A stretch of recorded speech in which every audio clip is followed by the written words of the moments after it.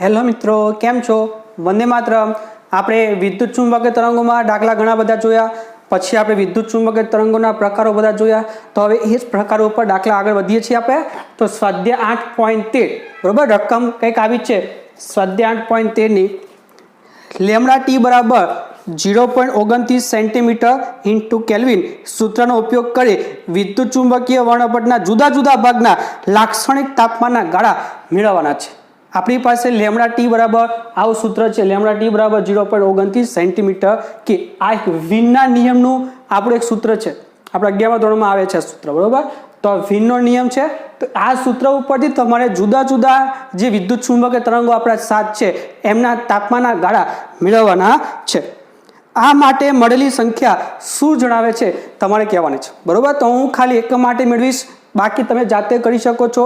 દાખલામાં કંઈ છે નહીં. તમારે તાપમાનના ગાળા લેવા હોય તો તરંગ લંબાઈનો તમારી પાસે રેન્જ હોવી જોઈએ. તો રેન્જ બધાની છે તો તમે એના ઉપયોગથી તાપમાન લઈ શકો. તો જોવા માટે દ્રશ્ય પ્રકાશ લઈએ આપણે. તો આપણી પાસે દ્રશ્ય પ્રકાશની તરંગ લંબાઈ રેન્જ કેટલી ભાઈ? તો 4000 એંગસ્ટ્રોમથી 8000 એંગસ્ટ્રોમ જેટલી છે. હવે આમાંથી આ મિનિમમ તરંગ લંબાઈ, આ મેક્સિમમ આપણે લઈએ વારા પરથી. તો પહેલાં આપણે 8000 લઈએ. તો જો 8000 એંગસ્ટ્રોમ તરંગ લંબાઈવાળા વિકિરણનું મહત્તમ તીવ્રતા સાથે ઉત્સર્જન કરવું હોય તો તાપમાન નીચે મુજબ શોધી શકાય. મતલબ જો આવી તરંગ લંબાઈનું કોઈ વિકિરણ ઉત્સર્જન કરવું હોય તો કેટલું તાપમાન જોઈએ? તો આ સૂત્રમાં તાપમાને કરતા બનાવવાનો, બસ. સેન્ટીમીટર છે, મીટરમાં લઈ જાઓ, -2 આવશે. તો તાપમાન લેમડા છેદમાં આવે, લેમડાની જગ્યા 8000 એંગસ્ટ્રોમમાંથી મીટર એટલે કે 10⁻10 તો આવશે 3625 કેલ્વિન. આ તાપમાન તમે આપો તો આ તરંગ લંબાઈનું વિકિરણ ઉત્સર્જન થાય. એવું જ આપણે લઈ શકો 4000 માટે. જો 4000 એંગસ્ટ્રોમ તરંગ લંબાઈવાળા વિકિરણનું મહત્તમ તીવ્રતા સાથે ઉત્સર્જન કરવું હોય તો તાપમાન કેટલું? ફરીથી સૂત્ર, એમાં તાપમાન ને કરતા બનાવો, લેમડા છેદમાં જાય તો છેદમાં આવશે 4000 10⁻10 તો આ થઈ ગયું 7250 કેલ્વિન. મતલબ જો તમારે આ ગાળો લેવો હોય, ઉત્સર્જન કરવું હોય આ તરંગ લંબાઈનું વિકિરણ, તો તમારે તાપમાનનો ગાળો આ હોવો જોઈએ. એટલે કહી શકીએ આપણે કાળા પદાર્થમાંથી મહત્તમ તીવ્રતા સાથે દ્રશ્ય પ્રકાશ વિકિરણનું ઉત્સર્જન કરવું હોય તો તાપમાનનો વિસ્તાર આપણે કેટલો હોવો જોઈએ? 3625 થી 7250 ની વચ્ચે હોવો જોઈએ. એટલે કાળા પદાર્થમાંથી આનું ઉત્સર્જન કરવું હોય તો આ રેન્જ તાપમાનની થઈ ગઈ. આવા દરેક વિદ્યુત ચુંબકીય તરંગની રેન્જ તમે જાતે શોધી શકો છો, કારણ કે દરેકની તરંગ લંબાઈ આપણી પાસે છે. જો ના હોય તો આવૃત્તિ હોય તો આવૃત્તિ ઉપરથી ઉપર તરંગ લંબાઈ શોધી શકાય. સી બરાબર લેમડા વી, એના ઉપરથી તમે જો તમારી પાસે વી હોય તો તમે લેમડા શોધી શકો અને પછી આગળ આ સૂત્રના ઉપયોગથી વધી શકો. એટલે આ જ રીતે વિદ્યુત ચુંબકીય વર્ણપટના અન્ય વિભાગો જે છે એ તમારે જાતે કરી લેવાના, બરોબર. માટે પણ તાપમાનનો વિસ્તાર શોધી શકે છે. તો આ થઈ ગયો આપણો સ્વાધ્યાયનો 8.13. હવે આગળ જઈએ સ્વાધ્યાય 8.14. ભૌતિક શાસ્ત્રમાં જુદા જુદા પરિપ્રેક્ષ્યમાં વિદ્યુત ચુંબકીય વિકિરણો સાથે સંકળાયેલી કેટલીક પ્રચલિત સંખ્યાઓ નીચે દર્શાવેલ છે. તે વિદ્યુત ચુંબકીય વર્ણપટના કયા ભાગમાં આવેલા છે તે જણાવો. તમારે જણાવવાનું છે. અલગ અલગ કિંમત આપી હોય તેના ઉપરથી આ જે વિકિરણ છે કઈ રેન્જમાં આવેલું છે તો તમને ખબર છે. રેન્જ શોધવી હોય તો આવૃત્તિ હોવી જોઈએ. આવૃત્તિ અથવા તરંગ લંબાઈની રેન્જ તમારી પાસે હોય તો તમે આરામથી શોધી શકો છો. તો સૌથી પહેલું છે આપણી પાસે 21 સેન્ટીમીટર તરંગ લંબાઈ હોય. 21 સેન્ટીમીટર કૌંસમાં છે આંતરતારાકીય અવકાશમાં પરમાણ્વીય હાઇડ્રોજન દ્વારા ઉત્સર્જિત તરંગ લંબાઈ છે 21 સેન્ટીમીટર. તો આપણે 21 સેન્ટીમીટર તરંગ લંબાઈ છે, બરોબર. તો તરંગ લંબાઈ ઉપરથી આવૃત્તિ શોધો તોય ચાલે, અથવા તમને જો તરંગ લંબાઈ રેન્જ ખબર હોય તો આ રેન્જ 21 સેન્ટીમીટર કઈ જગ્યાએ આવે? તો ભાઈ રેડિયો તરંગમાં વિભાગમાં આવે. એટલે રેડિયો તરંગમાં આ 21 સેન્ટીમીટર આવે એટલે તરંગ લંબાઈ આ રેડિયો તરંગની છે એવું આપણે કહી શકીએ છીએ. બસ સિમ્પલ જ છે. ક્યાં તો તરંગ લંબાઈ ક્યાં તો આવૃત્તિની રેન્જ તમને ખબર હોવી જોઈએ તો તમે આરામથી લખી શકો છો, બરોબર. પછી આવ્યો છે બીજો સવાલ 1057 મેગાહર્ટ્ઝ જે લેમ્પ શિફ્ટ થી ઓળખાતી ઘટના કે જેમાં હાઇડ્રોજનમાં ખૂબ જ નજીક આવેલા બે ઉર્જા સ્તરોમાંથી ઉત્સર્જાતા વિકિરણની આવૃત્તિ આપી છે. તો આપણી પાસે આવૃત્તિ છે V બરાબર 1057 મેગાહર્ટ્ઝ. તો આ આવૃત્તિ કોની વચ્ચે, આ કયા ગેપમાં આવેલું છે? તો ફરીથી પાછા રેડિયો તરંગમાં જ આવેલું છે, બરોબર. રેડિયો તરંગની આવૃત્તિ આ 1057 સમાવેલી છે. મતલબ આ મૂલ્ય એની વચ્ચે આવેલું હોય એવું કહી શકો, રેડિયો તરંગની રેન્જની વચ્ચે. એટલે રેડિયો તરંગમાં વિભાગમાં આવે છે. બહુ સિમ્પલ છે મિત્રો. ત્રીજો સવાલ છે 2.7 કેલ્વિન કાઉન્સમાં એક વિચાર મુજબ યુનિવર્સના બિગ બેંગ ના ઉદ્ભવ બાદ અવકાશને સંપૂર્ણ ભરી દેતા સમાન રીતે ફેલાયેલા વિકિરણ સાથે સંકળાયેલ તાપમાન. તમારી પાસે તાપમાન છે 2.7 કેલ્વિન, તો આપણી પાસે વિનનો નિયમ હમણાં જ જોઈ ગયા આપણે, લેમડા ટી બરાબર 0.29 સેન્ટીમીટર કેલ્વિન. એના ઉપરથી તરંગ લંબાઈ મળી જશે. તો એના ઉપરથી તરંગ લંબાઈ શોધીએ તો 0.29 સેન્ટીમીટરમાંથી મીટરમાં તરંગ લંબાઈ, આ તાપમાન છેદમાં જે આપ્યું છે 2.7, તો આના ઉપરથી 11 ગુણ્યા 10⁻⁴ તરંગ લંબાઈ મળે. તો આ તરંગ લંબાઈ કયા ગાળામાં આવે ભાઈ? તો એનો સમાવેશ માઇક્રોવેવમાં થાય છે. બરોબર, સિમ્પલ છે ખાલી.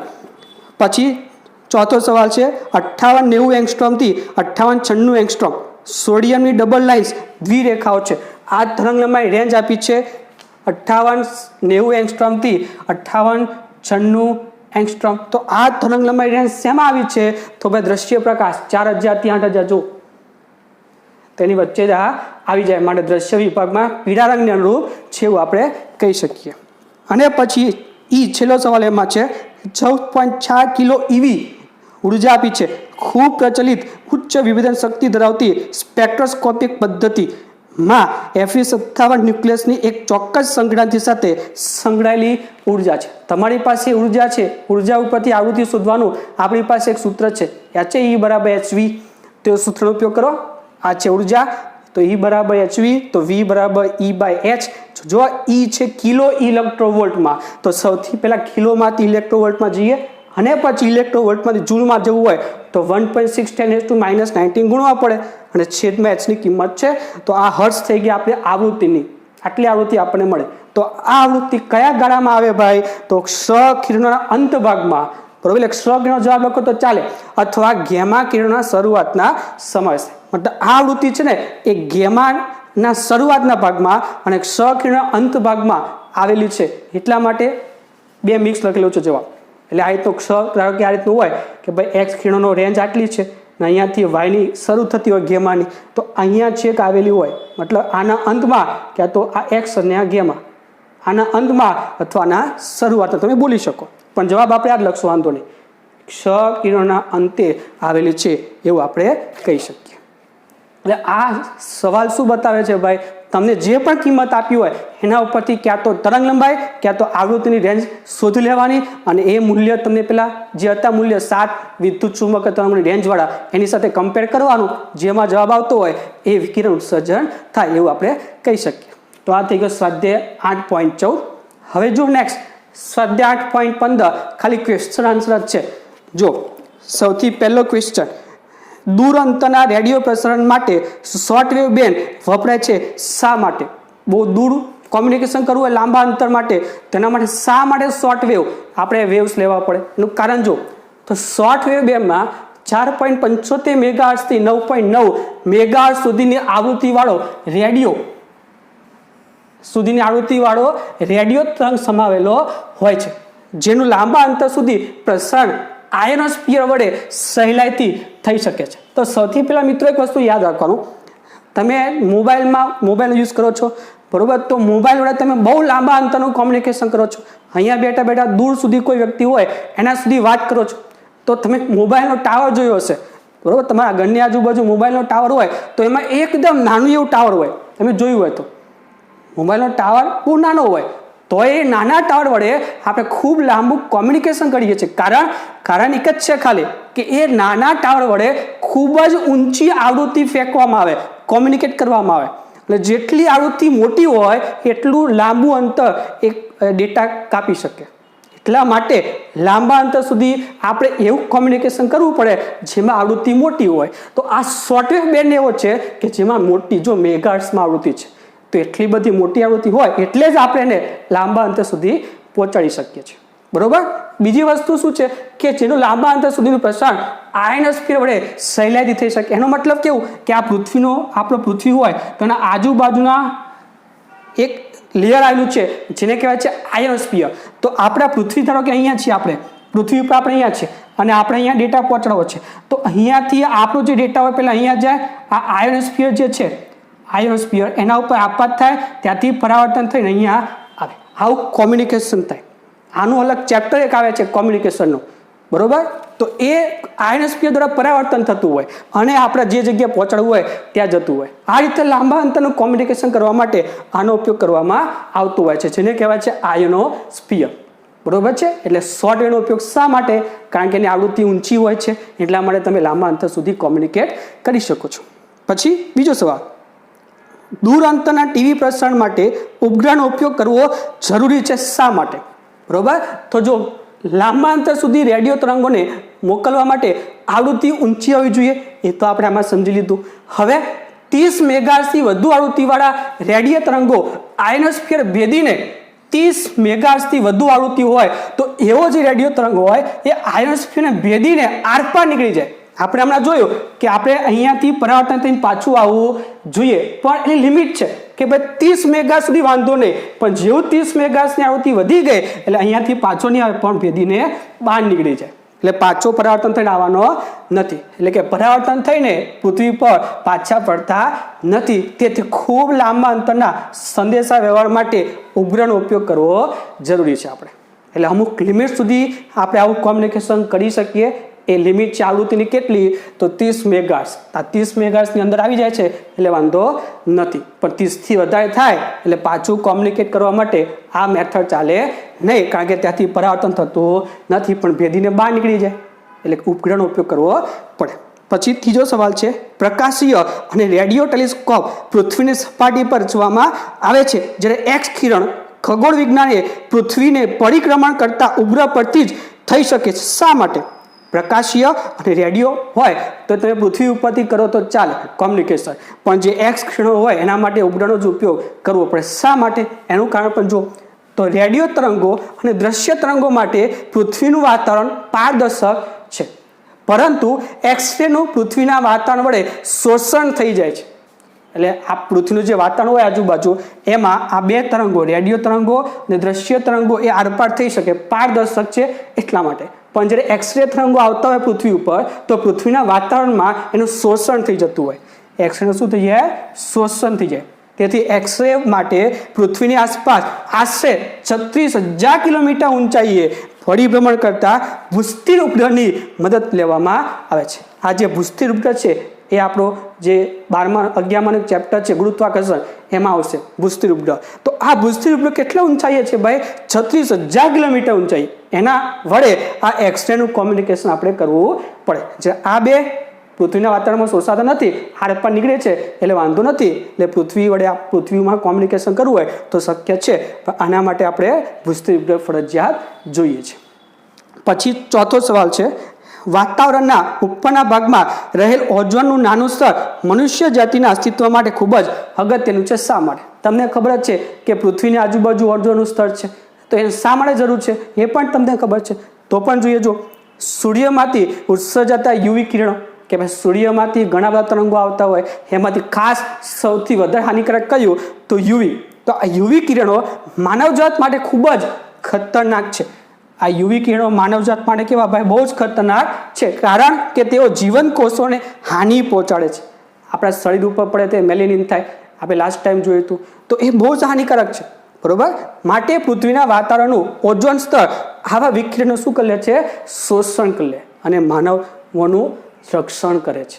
એટલે અહીંયા સુધી આવવા દેતું નથી. એટલા માટે ઓઝોન સ્તર એ મનુષ્ય જીવન માટે અત્યંત જરૂરી છે. તમને ખબર જ છે ઓઝોન સ્તર છે આવા ખૂબ જ હાનિકારક, યુવી નહીં એના સિવાય પણ બીજા ઘણા બધા છે, એનું શોષણ કરે એટલે આપણા પૃથ્વી ઉપર આવતા નથી અને આપણને હાનિ ઓછા પહોંચાડે. એટલે એ બહુ જ અગત્યનું આપણું સ્તર છે. પછી ઈ સવાલ, જો પૃથ્વીનું વાતાવરણ ના હોય તો તેની સપાટીનું સરેરાશ તાપમાન અત્યારે છે તેના કરતાં વધારે છે કે ઓછું હશે? જો વાતાવરણ ન હોય તો જોઈએ, જો પૃથ્વીની સપાટી પરથી ઉત્સર્જાતા ઇન્ફ્રારેડ કિરણો ગ્રીન હાઉસ ઇફેક્ટને લીધે વાતાવરણના નીચેના સ્તરો વડે પરાવર્તન પામી પૃથ્વીની સપાટી પર પાછા પડે છે. આ બહુ જ અગત્યનું છે, ગ્રીન હાઉસ અસર. તમે સમજી ગયા છો બરાબર 10મા ધોરણમાં કે શું થાય આમાં? કે આ પૃથ્વી હોય, સૂર્યમાંથી જે કિરણ આવે છે એ પૃથ્વી ઉપર જે પદાર્થ એના ઉપર આપાત થાય અને એમાંથી ઇન્ફ્રારેડ તરંગો ઉત્સર્જન થાય, અને આ ઇન્ફ્રારેડ તરંગો એ પૃથ્વીનું જે વાતાવરણ હોય ત્યાંથી પરાવર્તન થઈ જાય, પાછા આવે આપાત થયા રીતે, ત્યાંથી પરાવર્તન થઈ અને વાતાવરણને હૂંફાળું રાખે. બરોબર. તો શું કીધું આપણે કે ભાઈ પૃથ્વીની સપાટી પરથી ઉત્સર્જાતા અહીંયા આપાત થયા, અહીંયાથી જે ઉત્સર્જન થયું ઇન્ફ્રારેડ કિરણો ગ્રીન હાઉસ ઇફેક્ટને લીધે વાતાવરણના નીચેના સ્તરો પરાવર્તન પામી પૃથ્વીની સપાટી પર પાછા ફરે છે, જેના કારણે પૃથ્વીની સપાટી પરનું વાતાવરણ હૂંફાળું રહે. એટલે ખરેખર શું થાય જો ફરીથી સમજાવ. આ પૃથ્વી સૂર્યમાંથી જે કિરણ આવે બરોબર, પેલા સપાટી પર આપાત થયું પૃથ્વીની અથવા કોઈ વસ્તુ પર આપાત થયું, ત્યાંથી શું થાય ઇન્ફ્રારેડ તરંગો બહાર નીકળે, ઇન્ફ્રારેડ તરંગો ઉત્સર્જિત થાય. પછી આ પૃથ્વીનું વાતાવરણ છે તો એના ઉપર આ કિરણો આપાત થશે અને ત્યાંથી પરાવર્તન થઈને પાછા પૃથ્વી ઉપર આવશે અને પૃથ્વીનું જે વાતાવરણ છે એને હૂંફાળું રાખે બરોબર, ગરમ રાખે. જો આ ઇન્ફ્રારેડ તરંગ પાછા ના આવતા હોય તો જો પૃથ્વીની આસપાસ કોઈ વાતાવરણ ના હોય તો સપાટીનું તાપમાન હાલના તાપમાન કરતાં ઘણું જ નીચું. એનું કારણ શું કીધું મેં, કેમ નીચું જતું રહે? કારણ એક જ છે કે આ ઇન્ફ્રારેડ તરંગો પાછા આવવા જોઈએ પૃથ્વી ઉપર, પણ જો આ વાતાવરણ જ હોય જ નહીં તો પછી પાછા આવવાના છે જ નહીં. સપાટી ઉપર આપાતું વિકિરણ એટલે ઉત્સર્જનથી ઇન્ફ્રારેડ એ સીધું બહાર જતું રહેશે કારણ કે વાતાવરણ જ નથી. તો જો પાછા આવે જ નહીં તો વાતાવરણ ઉફાળું થાય ને, મતલબ ગરમાવું રહે ને, એટલે વાતાવરણ કેવું થઈ જાય, નીચું થઈ જાય બરોબર. અને લાસ્ટ અમુક વૈજ્ઞાનિકોનું માનવું છે કે પૃથ્વી પર ગ્લોબલ ન્યુક્લિયર યુદ્ધ પછી ન્યુક્લિયર શિયાળોની તીવ્ર અસર દેખાશે કે જેથી પૃથ્વી પરના જીવન પર ખૂબ જ વિનાશકારી અસર હશે. આવી આગાહી માટે કયો આધાર હોઈ શકે? ન્યુક્લિયર જે વિસ્ફોટો થાય, ઘણા દેશો એકબીજા સાથે યુદ્ધ કરતા હોય તેમાં ન્યુક્લિયર વિસ્ફોટો થતા હોય તો એનાથી ન્યુક્લિયર શિયાળો થાય તો એનાથી શું તકલીફ પડે જોઈએ. જો તો ન્યુક્લિયર યુદ્ધને કારણે પ્રચંડ વિસ્ફોટો થાય જેના કારણે ઉદ્ભવતા વાદળોથી પૃથ્વીની આસપાસનો મોટાભાગનો વિસ્તાર ઢંકાઈ જાય, પૃથ્વીની આસપાસનો મોટાભાગનો વિસ્તાર ઢંકાઈ જાય અને સૌર વિકિરણો પૃથ્વીની સપાટી સુધી પહોંચી શકતા નથી. આપણે જોયું ને સૂર્યમાંથી આવતા કિરણો પહેલાં પૃથ્વી ઉપર પડે, પણ જો પૃથ્વી હોય એની આજુબાજુ આખા વાદળ ઢંકાઈ જ જાય તો સૂર્યમાંથી જે વિકિરણ આવવું જોઈએ પૃથ્વી ઉપર એ આવી શકવાનું નથી અને સૌર વિકિરણો પૃથ્વી સુધી આવી શકતા નથી. તેથી પૃથ્વીની સપાટી પરનું તાપમાન અત્યંત નીચું જવાથી આ જે તાપમાન ખૂબ જ નીચું જાય એને કહેવાય છે ન્યુક્લિયર શિયાળો. ન્યુક્લિયર શિયાળો એટલે બીજું કંઈ નહીં કે ન્યુક્લિયર વિસ્ફોટો જે થાય એનાથી જે વાદળો ઢંકાઈ ગયા આખા પૃથ્વીના વાતાવરણમાં એના કારણે જે વિકિરણ પૃથ્વી સુધી આવતું નથી એનાથી જે એકદમ તાપમાન નીચું થઈ જાય એને કહેવાય છે ન્યુક્લિયર શિયાળો બરોબર. ખબર પડી ગઈ. એટલે આ વાતાવરણને કારણે જે સૂર્યના કિરણો પૃથ્વી સુધી આવવા જોઈએ અને વાતાવરણ ગરમ રાખે એ આવી શકતા નથી, માટે એને કહેવાય છે ન્યુક્લિયર શિયાળો, જેમાં તાપમાન ખૂબ જ નીચું થઈ જાય. તો ન્યુક્લિયર શિયાળો વર્તાય જેમાં માનવ જીવન સંપૂર્ણપણે નષ્ટ થઈ જાય કારણ કે તાપમાન એકદમ નીચું થઈ જાય તો મનુષ્યમાં જીવી શકે નહીં. તો આવા ઘણા ટાઈપના સવાલ આપણે જોયા. તો મિત્રો આ ચેપ્ટરના જે એનસીઆરટીના દાખલા હતા એકાદ બે દાખલા આપણે એક્સ્ટ્રા પણ જોયા છે તો એ ટોપિક અહીંયા ક્લિયર થાય. પણ મારે હજી થોડાક એક્સ્ટ્રા દાખલા તમને ગણાવવા છે મિક્સ પ્રકારના, તો એ ગણીએ એના પહેલાં તમે આટલું લખી લો. ચાલો લખાઈ ગયું. તો હવે આગળ વધીએ. જો તો હવે મિક્સ પ્રકારના દાખલા જોઈએ જેમાં સ્થાનાંતર પ્રવાહ પણ હોય, પછી વિદ્યુત ચુંબકીય તરંગના સૂત્ર પણ હોય. તો જોઈએ. જો સૌથી પહેલો દાખલો કે પછી સમાંતર પ્લેટ કેપેસિટર પરનો વિદ્યુત ભાર આપેલો છે Q બરાબર Q0 cos 2π VT અનુસાર બદલાય છે. પ્લેટો ઘણી મોટી છે અને એકબીજાની નજીક છે તો કેપેસિટરમાં સ્થાનાંતર પ્રવાહ શોધો. આપણે ઓલરેડી દાખલો જોઈ ગયા છે ચોપડી. આપણી પાસે કેપેસિટરની પ્લેટો હોય બરોબર, તો અહીંયાથી જે પ્રવાહ આવતો હોય IC એ બેઠો અંદર જે પ્રવાહ હતો ID એના જેટલો થયા છે. તો આપણે ID શોધવો છે તો આ વિદ્યુત ભાર ઉપરથી આપણને IC મળે એવું છે તો IC શોધી લઈએ. એ જ આપણું ID થાય. તો જો Q બરાબર Q0 cos 2π VT માટે IC બરાબર ID. તો આનું વિકલન કરો એટલે આપણને વિદ્યુત ભાર પ્રવાહ મળી જાય જેને આપણે IC કહીએ છીએ અને જે IC હોય જે ID થવાનો છે. આ ટોપિક આપણે જોઈ ગયા છીએ કેપેસિટર માટે. તો વિકલન કરીએ ખાલી સિમ્પલ. તો પહેલું પદ આ એમને એમ કોસનું પહેલાં વિકલન કરવું પડે, માઇનસ સાઇન થાય તો થશે માઇનસ સાઇન 2π VT. હવે સાઇનની અંદર જો એનું વિકલન કરો તો ભાઈ સાઇનની અંદર કોણ છે આટલું છે તો એમાં 2π V અચળ અને ટીનું વિકલન થાય 1 તો હવે તો ખાલી 2π V. ફરી જો વિકલન આનું વિકલન કરવું છે તો Q0 એમના એમ સૌથી પહેલાં થાય કોસનું વિકલન જે છે માઇનસ સાઇન 2 પાઈ વીટી. હવે એની અંદર જે એનું વિકલન કરવું પડે, મતલબ 2 પાઈ વીટીનું વિકલન કરવું પડે. તો 2 પાઈ વી એમના એમ અને ટીનું વિકલન 1. તો થઈ ગયું આઈસી એટલે કે આઈડી બરાબર માઇનસ આની અંદર બાર લઈ લો તો શું થાય 2 પાઈ Q0 વી સાઇન 2 પાઈ વીટી. એટલે આ કોન્સેપ્ટ તમને ખબર પડવી જોઈએ.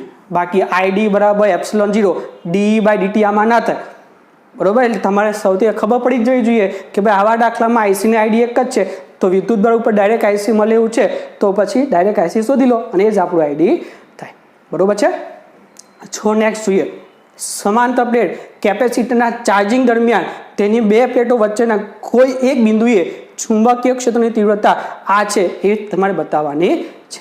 બે પ્લેટના વચ્ચે કોઈ પણ બિંદુ આગળ ચુંબકીય ક્ષેત્ર આટલું છે એવું બતાવવાનું છે.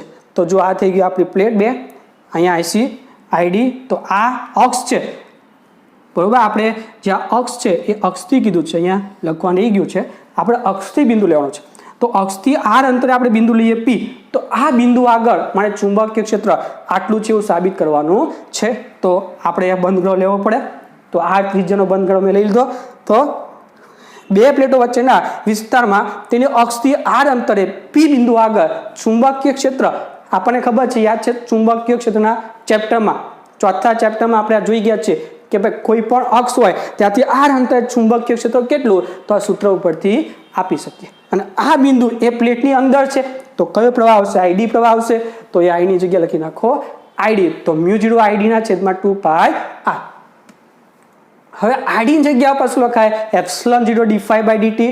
તો આઈડીની જગ્યાએ એપ્સિલોન 0 ડી5 બાય ડીટી. તો થઈ ગયું μ0 epsilon 0 upon 2 pi R D by DT. હવે ફ્લક્સ એટલે શું ભાઈ, તો ફ્લક્સ એટલે ફાઈ બરાબર ઈ, બરોબર. ને એ એટલે આ જ લૂપ છે એનું ક્ષેત્રફળ પાઈ આર સ્ક્વેર.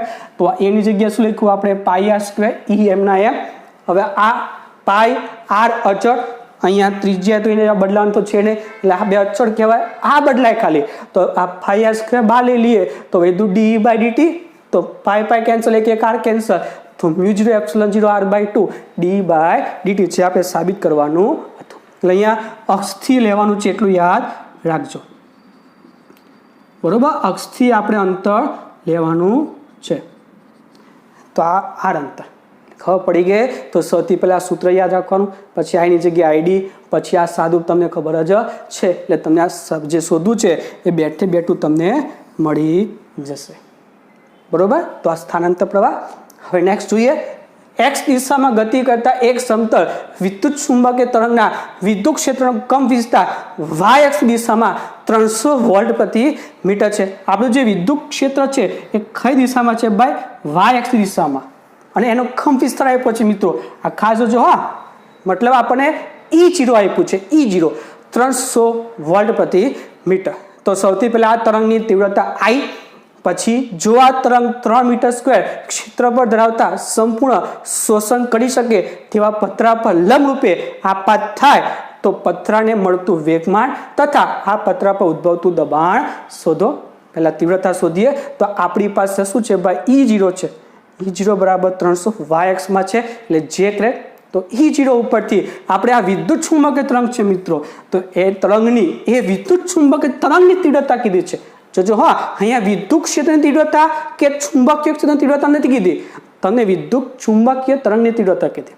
આપણી પાસે તીવ્રતાના સૂત્ર I બરાબર યાદ છે ને, આ વિદ્યુત ચુંબક તરંગ વાળું હતું, ρc વાળું, એપ્સિલોન 0 c ERMS સ્ક્વેર.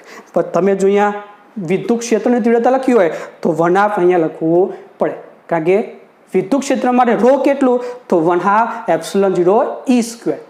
પણ આપણે વિદ્યુત ક્ષેત્ર અને ચુંબકીય ક્ષેત્ર નથી પૂછ્યું, આપણને વિદ્યુત ચુંબકીય તરંગ કીધું છે.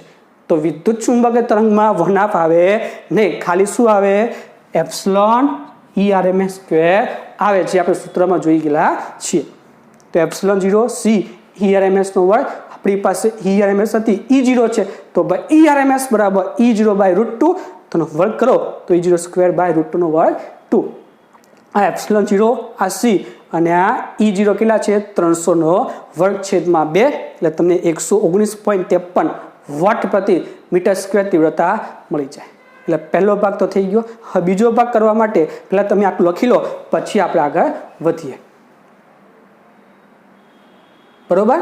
જો બીજો ભાગ શું કહે છે કે જો આ તરંગ 3 મીટર સ્ક્વેર ક્ષેત્રફળ ધરાવતા સંપૂર્ણ શોષણ કરી શકે તેવા પતરા પર આપાત થાય તેના ઉપર વેગમાન અને દબાણ શોધવું. તો મતલબ ક્ષેત્રફળ હવે આવી ગયું આપણી પાસે. તો આપણી પાસે વેગમાનનું સૂત્ર છે ભાઈ વેગમાન બરાબર u બાય c. હવે u ની જગ્યાએ આપણી પાસે i છે ને, તો i નું સૂત્ર યાદ હોય તો u બાય at. તો u બરાબર i at, તો u ની જગ્યાએ i at ના છેદમાં c. આપણી પાસે વેગમાન ઉપરથી બળ લખાય કે ભાઈ બળ બરાબર p ના છેદમાં t, ન્યૂટનનો બીજો નિયમ. તો p ની જગ્યા પર i at upon c, t ભાગલો t cancel, તો વધુ i upon c. એના ઉપરથી દબાણ મળે f upon a, તો a cancel i upon c. એટલે ખાસ યાદ રાખવાનું આ સ્ટેપ, બરોબર. જો દબાણ કીધું હોય તો ડાયરેક્ટ મળે નહીં, એના માટે પહેલા બળ જોઈએ અને બળ શોધવા માટે પહેલા વેગમાન જોઈએ. પહેલા વેગમાન, પછી બળ, પછી દબાણ મળે. બસ. તો f બાય a, બરોબર. તો i બાય c મળ્યું. તો i ની કિંમત હમણાં શોધી આપણે. આ c ની કિંમત 3 10 તો ભાગાકાર કરો તો 39.7 10 - 8 ન્યૂટન પર મીટર સ્ક્વેર. આ દબાણ થઈ ગયું, બરોબર. અને વેગમાન શોધવું હોય તો આમાં કિંમત મૂકજો. વેગમાન મેં પૂછ્યું છે ને, તો આ વેગમાનમાં તમારી પાસે u by c i a t છેદમાં c, બરોબર. તો આમાં તમારી પાસે i છે, આ a તમારી પાસે ક્ષેત્રફળ છે, બરોબર. t એક લઈ લેજો, t બરાબર 1 સેકન્ડ અને c ની કિંમત છે. તો જે વેગમાન મળશે એ પર સેકન્ડ મળશે. જે વેગમાન મળે એ 1 સેકન્ડમાં એટલું વેગમાન મળે. જ્યારે કોઈ સપાટી પર આપાત થાય તો સપાટીને કેટલું વેગમાન મળે? 1 સેકન્ડમાં આટલું વેગમાન મળે. એમાં i, a અને c ની કિંમત મૂકીને સાદરૂપ જાતે આપી દેજો. જે જવાબ મળે એ પર સેકન્ડ લખજો, આ ભૂલતા નહીં, બરોબર. તો આના ઉપર તમે લખી શકો. આમ તો એકમ વેગમાનો કયો થાય? Newton into second. પર સેકન્ડ લખો તો સેકન્ડ કેન્સલ થઈ જાય, બરોબર. એટલે તમે ન્યૂટન બી લખી શકો. તો આ ખાસ યાદ રાખજો, એકમ સમયમાં આટલું વેગમાન મળે છે. વેગમાન મળે પછી દબાણ મળી જશે, બરોબર. તો આ થઈ ગયું દબાણ. હવે નેક્સ્ટ જોઈએ. જો 2000 વોટના બલ્બથી 20 મીટર દૂર આવેલા ગોળાકાર સપાટી પર બલ્બ વડે ઉદ્ભવેલા વિદ્યુત ચુંબકીય તરંગો માટે E0, P0, I અને સપાટી પર લાગતું બળ શોધો. 4 વસ્તુ પહેલા જોઈ લેવાનું: E0, B0, I અને F. હવે બલ્બની કાર્યક્ષમતા 2% લો અને બલ્બને બિંદુવત ઉદ્ગમ ધારો, તો આ સપાટી પર ઉર્જા ઘનતા પણ તમારે શોધવાની છે. મતલબ ટોટલ 5 વસ્તુ શોધવાનું છે. આ 3, પછી બળ અને ઉર્જા ઘનતા. તમારી પાસે કેટલી વસ્તુ? પાવર છે, તમને ત્રિજ્યા આપી છે બલ્બથી આટલા ખબર છે. બલ્બ હોય તો આ ત્રિજ્યાના ગોળાકાર ભાગમાં પ્રકાશિત થાય. તો ત્રિજ્યા છે આપણી પાસે 20 મીટર. ત્રિજ્યા ઉપરથી આપણે ક્ષેત્રફળ લખી શકીએ. પણ આ ખાસ જોજો, કાર્યક્ષમતાનો મતલબ મેં આગળ પણ કીધો છે કે જે બલ્બનો પાવર હોય એ આખો લેવાય નહીં. જેટલી કાર્યક્ષમતા હોય એટલો પાવર યુઝ થાય એવું કહી શકીએ. તો પાવર 2000 છે પણ 2000 લેવાય નહીં. 2000ના 2% જાય પછી લેવા પડે. તો પાવરના 2% એટલે 2/100. 2 2/100, 2 મીંડા જાય એટલે થઈ ગયા 40 વોટ. એટલે ખરેખર હવે આ પાવર લેવો પડે. તો સૌથી પહેલા આપણે I શોધીએ, કારણ કે પાવર ઉપરથી પહેલા I શોધી લેવાનો. I મળી જાય પછી બધી કિંમત તમને મળી જશે. તો સૌથી પહેલા I બરાબર U છેદમાં AT. હવે તમને ખબર ઉર્જાના છેદમાં સમય એટલે પાવર થઈ ગયો. તો પાવર પીડેસ લેજો પાછા અપોન A. A એટલે 4πr². હંમેશા ગોળા ટાઈપ જ બને. તો આ P એટલે પીડેસ એટલે 40, આ 4π, R એટલે ત્રિજ્યા 20 મીટરનો વર્ગ. સાદરૂપ આપણે 7.96 10 - 3 વોટ પ્રતિ મીટર સ્ક્વેર. આ તમારી તીવ્રતા થઈ ગઈ. તીવ્રતા મળી એટલે બધી જ વસ્તુ મળી જાય. તો સૌથી પહેલા આપણે E0 શોધીએ. તો વિદ્યુત ચુંબકીય તરંગ માટે તીવ્રતા ε0c E/rms². આના ઉપરથી આપણે E0 શોધીએ છીએ. તો આ જગ્યાએ આપણે E0/√2 આખાનો વર્ગ મૂકી દો તો 0² √2 નો વર્ગ થાય 2. આ ε0, બરોબર. આના ઉપરથી E0 શોધી લઈએ પહેલા આપણે.